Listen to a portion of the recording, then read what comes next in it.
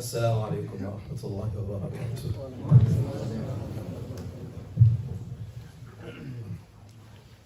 الله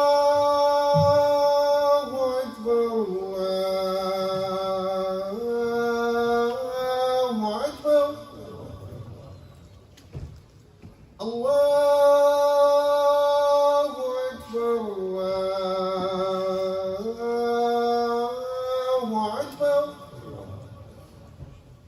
أشهد أن لا إله إلا الله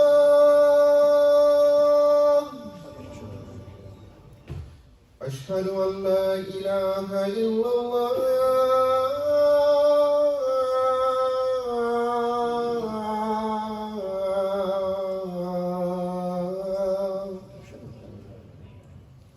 أشهد أن محمدا رسول الله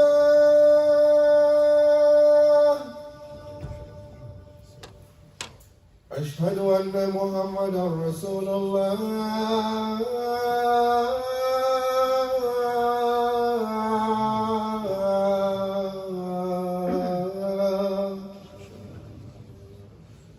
هيا على الصلاة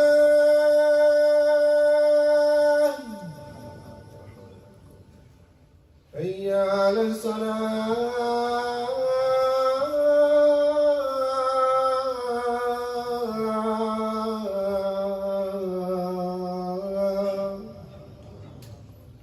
هيا على الفلاح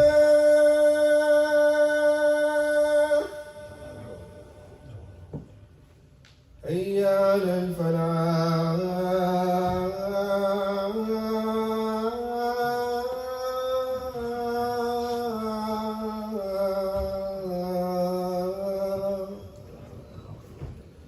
الله أكبر الله أكبر لا إله إلا الله.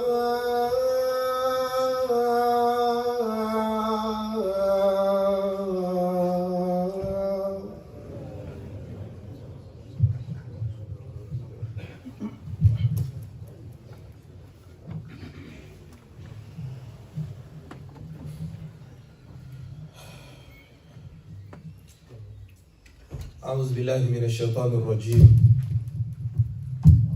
بسم الله الرحمن الرحيم. الحمد لله رب العالمين، ولا عاقبة للمتقين ولا عدوان إلا على الظالمين، وأشهد أن لا إله إلا الله وحده لا شريك له، وأشهد أن محمدا صلى الله عليه وآله وسلم عبد الله ورسوله. أما بعد. All thanks and adorations be to the Almighty Allah, who in His infinite mercy has given us another opportunity to be here. We thank Him for His mercies that He's bestowed upon us. We bear witness that there is no deity worthy of worship except the Almighty Allah. We also bear witness that the Prophet Muhammad sallallahu alaihi wasallam is His servant and His messenger. Today is the 26th day of Rajab, 1444 years after the hijrah of the Prophet Muhammad sallallahu alaihi wasallam. It also corresponds with the 17th day of February 2023. The past couple of days has been, very traumatic and trial for humanity with respect to what happened in Turkey and Syria a couple of days ago. And it's one of the ways that the Almighty Allah keeps reminding us of Himself. Some people went to bed before plans for the next day, but it all turned into something else.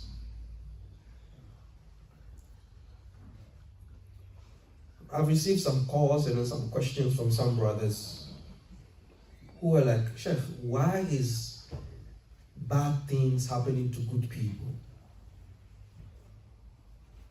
These Turkish and then these Syrians are Muslims.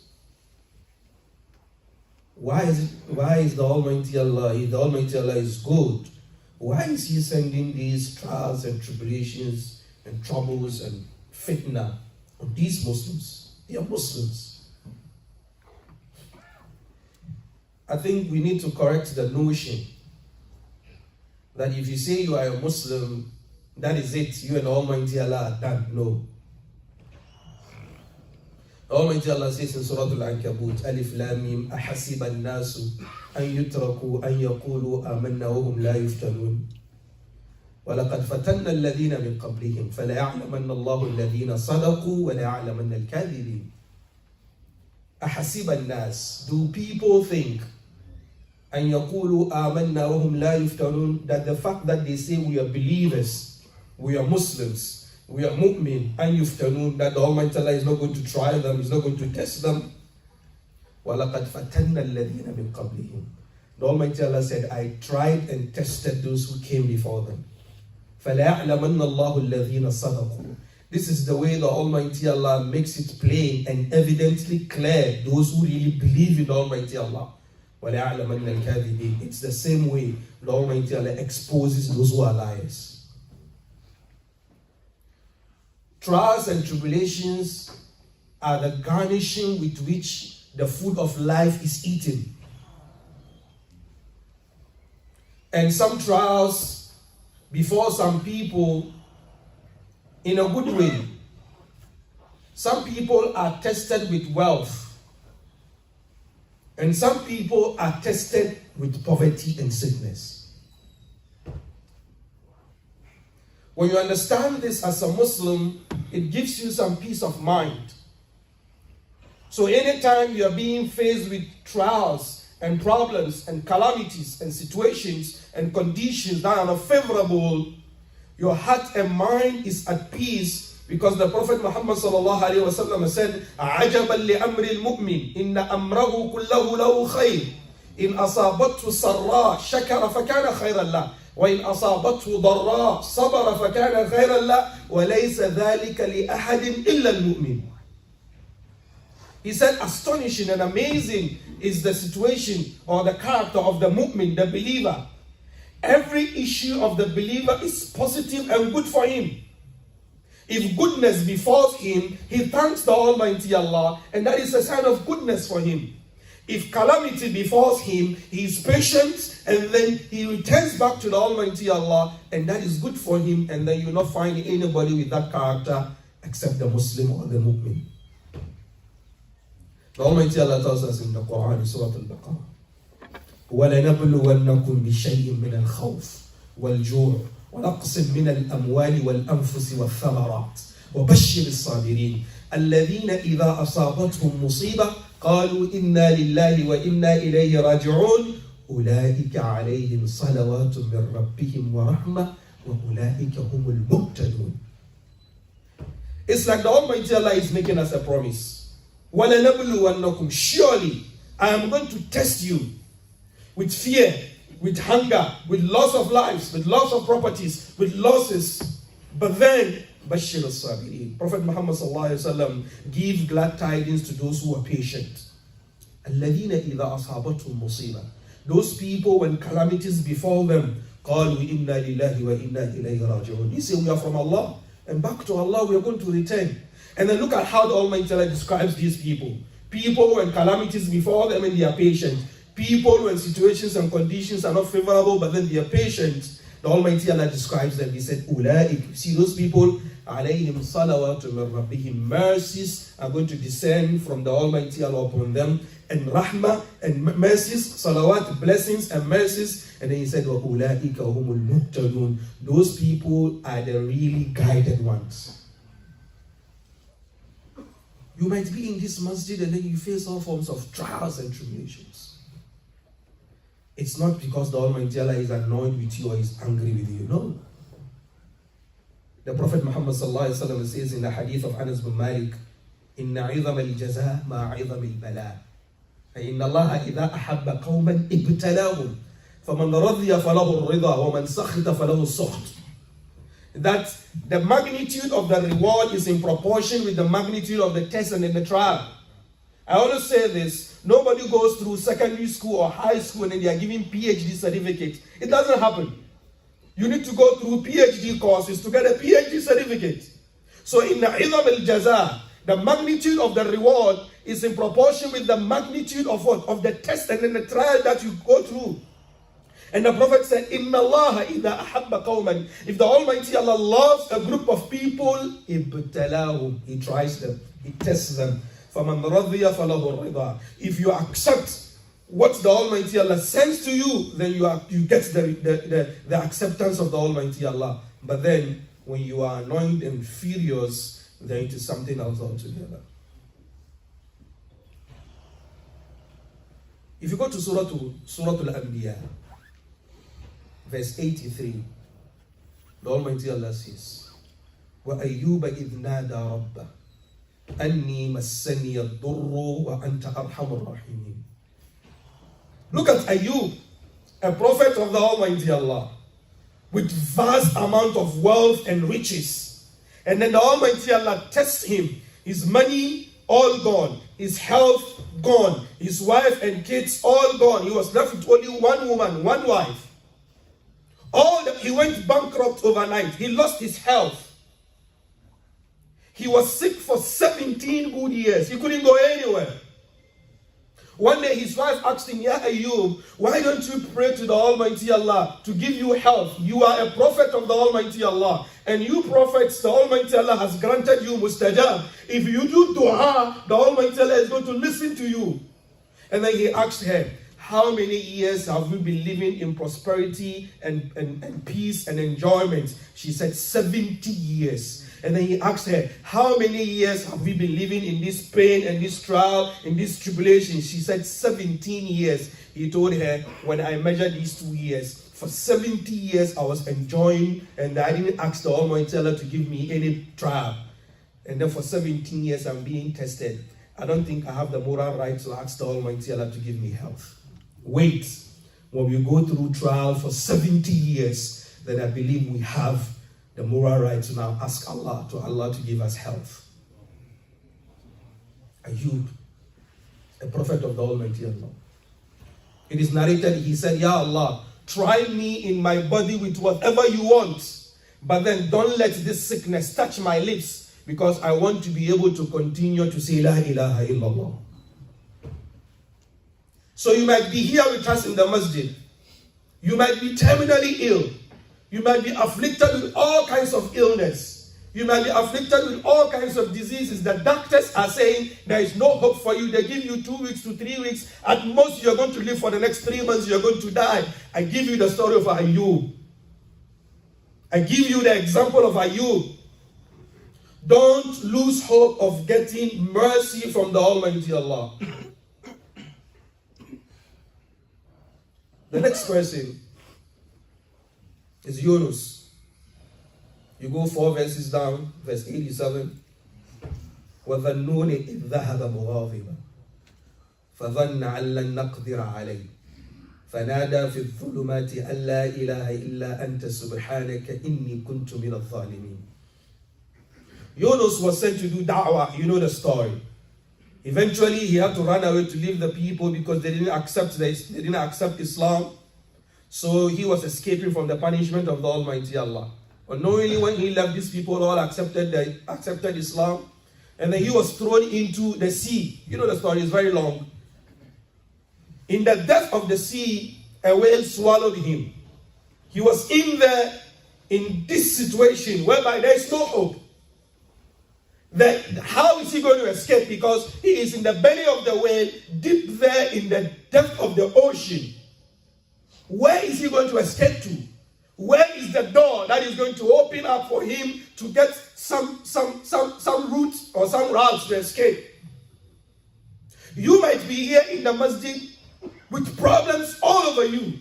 In your home, there is problem. At your workplace, there is problem. Wherever you go, there is situation and condition. It's like a shadow or a cloud of problems is hanging over your head.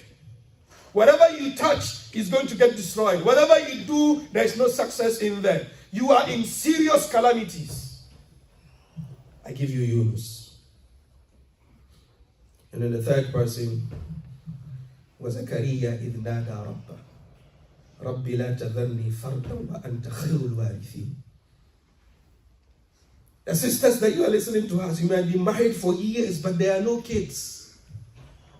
Even you here in the masjid, the male, you are also married, but then there are no kids. Yes, it is a condition that some people go through. He might be the best of people. He comes to the masjid all the time. He prays all the time. You do nafila all the time. You do sadaqah all the time. You help people, but then you don't have kids of your own. You've been to the hospital. The doctors have measured you. They've tested you. They've done every form of test, MRI, everything, CT scans. They've checked everything in you, but then still, there are no kids. Zakaria alayhi salatu wasalam and his wife Hannah, very old people, 2 old people. And Hannah one day was walking and then she saw a bird feeding her little ones birds, just picking some grain and then putting it in their beak. And this old woman felt the thirst of also giving birth. And Zakaria also goes to Maryam, and then he finds Maryam with food, which is out of season. If it is not apple season, he finds apple with her. If it is not mango season, he finds mango with her. And then he asks her, Anna laki hada, where did you get this? And then she said, Innahu min indillah, it's from Allah, it's the Almighty Allah who sends this. So Zakaria was like, if this young girl is able to go to the Almighty Allah for Almighty Allah to give her her rizq, when it is not even in season, and I am a prophet for the Almighty Allah, then I need to go back to the Almighty Allah and ask the Almighty Allah to grant me a successor.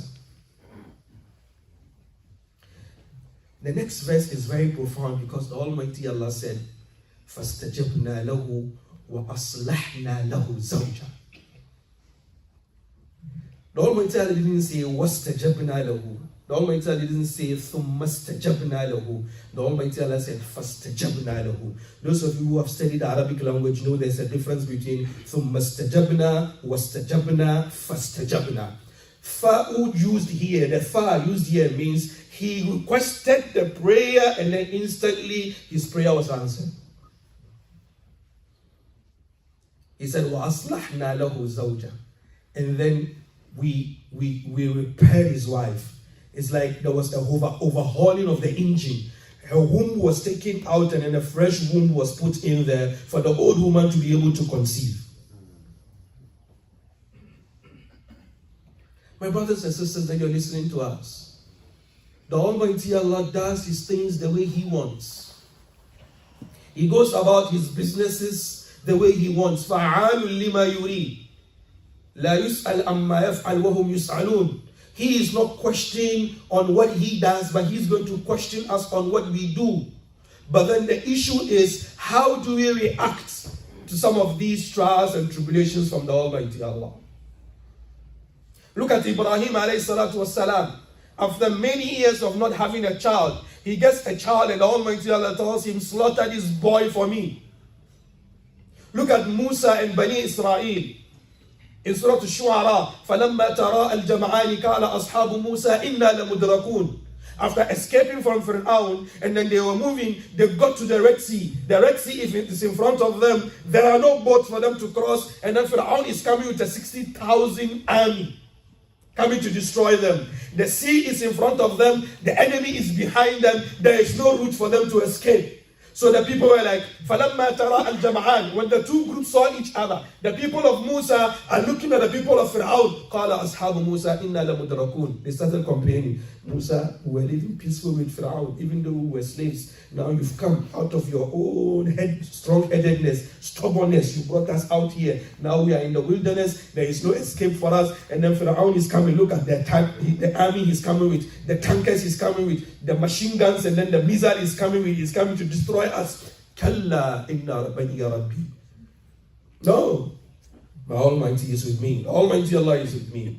Innahu sayahdini. He's going to guide me. This is the attitude of the Muslim in the face of trials and tribulations. That it doesn't matter whether it is someone who conspired against you.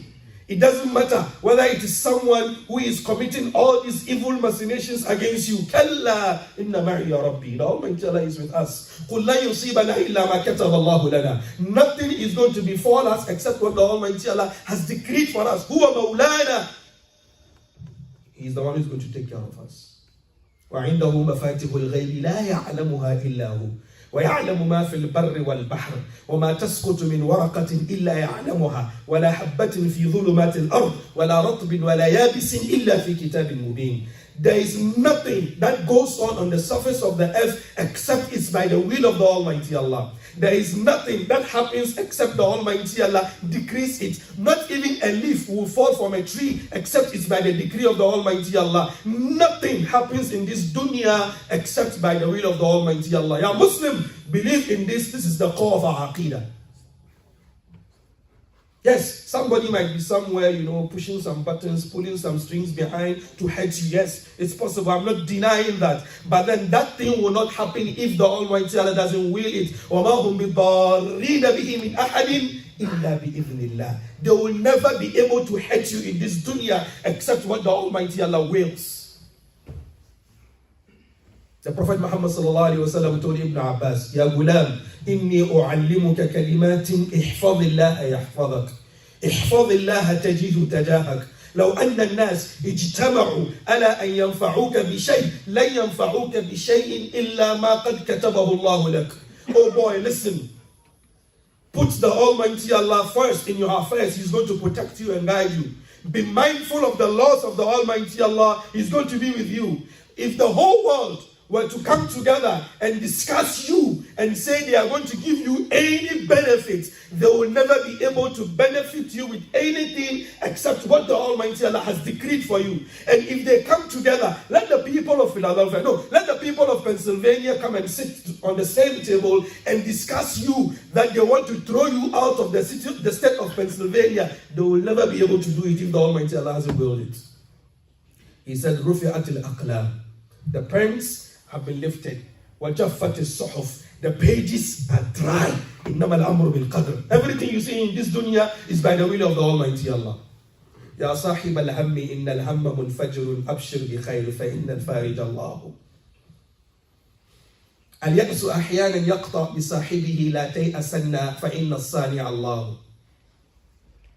إِذَا بُلِيتَ فَثِقْ بِهِ وَارْضَ بِهِ إِنَّ الَّذِي يَكْشِفُ الْبَلْوَى هُوَ اللَّهُ.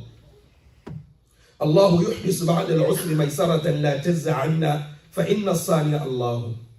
والله ما لك غير الله من أحد فحسبك الله في كل لك الله. Where are you, my brother, who is in trial and tribulation? Some of us are having a difficult time with our families. Some of us are having a difficult time with our jobs. Some of us are having a difficult time with our health. Some of us are having a difficult time with our finances. Some of us are having a difficult time even with our own stability, our mindset. لا تعجزن, لا تجزعن. Don't ever lose hope. Don't be despaired. فإن الصانع الله. The Almighty Allah is the creator, He is the director, He is the provider, He is the cherisher, He is the mover of affairs, He is the distinguisher. He does everything that He wants. الله يحدث بعد العسر ميسرة. Don't worry. After difficulty, there's ease. Inna ma'al usr yusr. Inna ma'al usr yusr. The Almighty Allah repeated this twice in the same surah, right after each other. He's telling you that no matter how tough things go, if you return back to the Almighty Allah, He's going to give you a way out.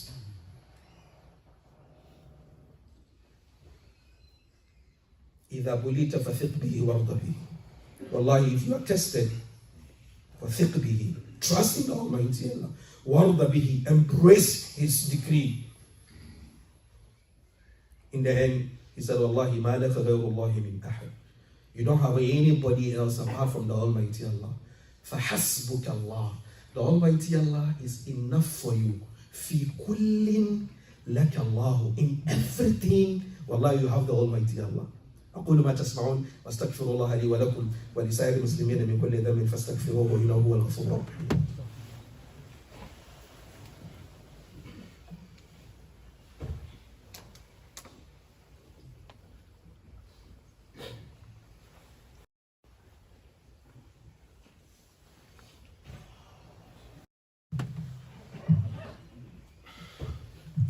أعوذ بالله من الشيطان الرجيم بسم الله الرحمن الرحيم الحمد لله رب العالمين والعاقبة للمتقين ولا عدوان إلا على الظالمين وأشهد أن لا إله إلا الله وحده لا شريك له وأشهد أن محمدا صلى الله عليه وآله وسلم عبد الله ورسوله أما بعد. We are speaking about trials and tribulations, and we give examples of some prophets that went through serious trials and tribulations. The greatest of them also went through trials and tribulations. If you go to Surah At-Tawbah, verse 40, إِلَّا تَنْصُرُوهُ فَقَدْ نَصَرَهُ اللَّهُ إِذْ أَخْرَجَهُ الَّذِينَ كَفَرُوا ثَانِيَ اثْنَيْنِ إِذْ هُمَا فِي الْغَارِ إِذْ يَقُولُ لِصَاحِبِهِ لَا تَحْزَنْ إِنَّ اللَّهَ مَعَنَا فأنزل الله سكينته عليه وأيده بجنود لم تروها وجعل كلمة الذين كفروا السفلى وكلمة الله هي العليا والله عزيز حكيم. You know the story of the Hijrah. Abu Jahl and his thugs were preparing to kill the Prophet Muhammad sallallahu alaihi wasallam. They had devised a plan that let's find a strong, able-bodied young man in all the tribes in Mecca, and let's give all of them a brand new sword, and let all of them enter into Muhammad one time and then strike him dead, so that his blood will be spread amongst the tribes, and Banu Hashim or Banu Abdul Muttalib will not be able to come and hold us accountable because they cannot fight all of us. And they knew he will leave his home by Fajr. They knew. And the Prophet Muhammad sallallahu alaihi wasallam calls Ali and says, Ya Ali, atanamu fi firash al-yawm. Ali, will you sleep on my bed today? Ali said, Nafsi laka fida ya Rasulullah. He said, I sacrifice my life for you, ya Rasulullah. And Ali ibn Abi Talib knew at that time, that day, that anybody who is going to sleep on the bed of the Prophet Muhammad sallallahu alaihi wasallam is a dead person. He knew very well. And then he had to sacrifice his life for the Prophet Muhammad sallallahu alaihi wasallam. That is why the Almighty Allah said, "Radiyallahu anhum wa radu anhu." Allah. These guys were willing to die for the Prophet Muhammad sallallahu alaihi wasallam. The Almighty Allah could have sent Jibril to come and blow away Abu Jahl and his Zabaniya. The Almighty Allah could have turned the people of Taif into grains one time. The Almighty Allah could have pushed the mountains of Mecca. Those of you who have been to Hajj, you know how mountainous Mecca is. The Almighty Allah could have just pushed the mountains and then grind these people and crushed them. But then the Almighty Allah made the Prophet Muhammad sallallahu alaihi wasallam go through all these trials and tribulations so that you and I, when we come later, will learn a lesson and will be patient. Why are we not patient? Why are we not accepting the decree of the Almighty Allah? Look at the Battle of Badr. 313 men against an army of 1,000 in the heat of the Arabian desert in Ramadan on a Friday. Some of them were holding clubs and sticks. They didn't have any armor on them. Some of them were only wearing leather socks, not even shoes to protect themselves. But then they went out there to die so that you and I today will come and have Islam free of charge. The question I ask myself all the time is that after the Sahaba went through all these things, when we meet on the day of Qiyamah, and then we explain to them the kind of Islam that we practice, will they be pleased?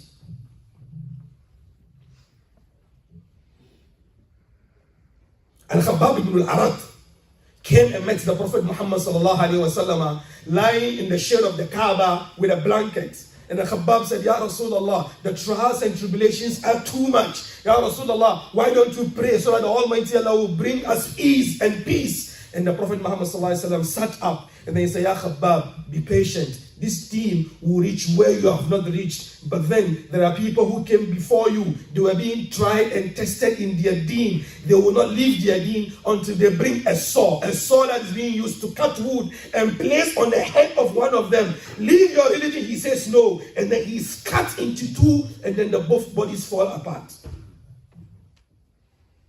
But today you and I have Islam free of charge. How are we practicing Islam? Do you think the test that we are going through now can be compared to the test that those people went through?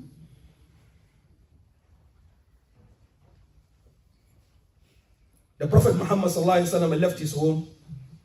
Abu Jahl and the Zabaniya slept. When they woke up, the Prophet was already gone with Abu Bakr Siddiq radiallahu anhu. They found Ali. They asked him, where is Muhammad? He said, he's long gone. Then they gave a communication. Anybody who finds Muhammad dead or alive is going to be given 100 camels or 1,000 camels. Then the poor guys who didn't have anything started to look to kill Muhammad to get those camels.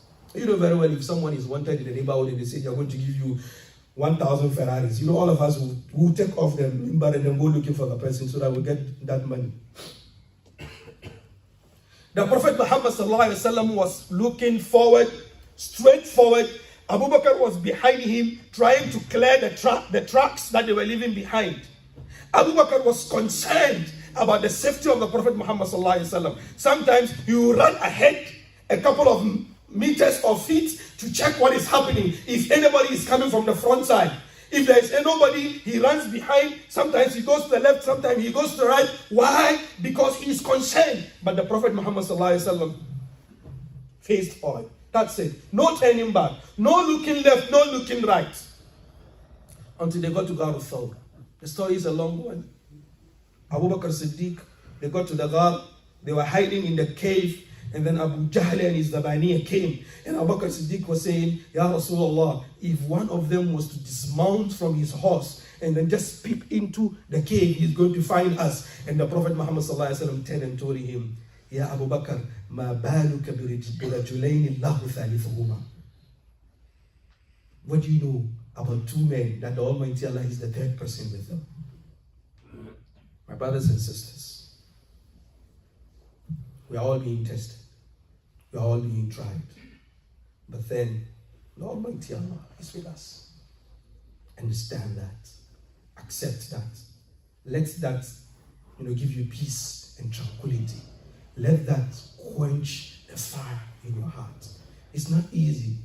Some of us are having troubling spouses. Some of us are having difficult kids. Some of us are having difficult jobs. Some of us are not even having jobs. Some of us are sick.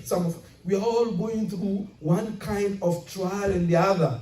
But then, لا تحزن إن الله معنا. ربنا آتنا في الدنيا حسنة وفي الآخرة حسنة وقنا عذاب النار. ربنا لا تزغ قلوبنا بعد إذ هديتنا وهب لنا من لدنك رحمة إنك أنت الوهاب. ربنا إنك جامع الناس ليوم لا ريب فيه إن الله لا يخلف الميعاد. اللهم أنت أمرتنا بدعائك ووعدتنا بالإجابة قد دعوناك كما أمرتنا فاستجب لنا كما وعدتنا يا رب العالمين. اللهم أعز الإسلام والمسلمين وأذل الشرك والمشركين ودمر أعداء الدين وانصر إخواننا المستضعفين في كل مكان. اللهم من أرادنا وأراد الإسلام بسوء فرد كيده عليه. اللهم من أرادنا وأراد الإسلام بسوء فرد كيده عليه. سبحانك وبحمدك نشهد أن لا إله إلا أنت نستغفرك ونتوب إليك. قوموا إلى صلاتكم يرحمكم الله. الله أكبر.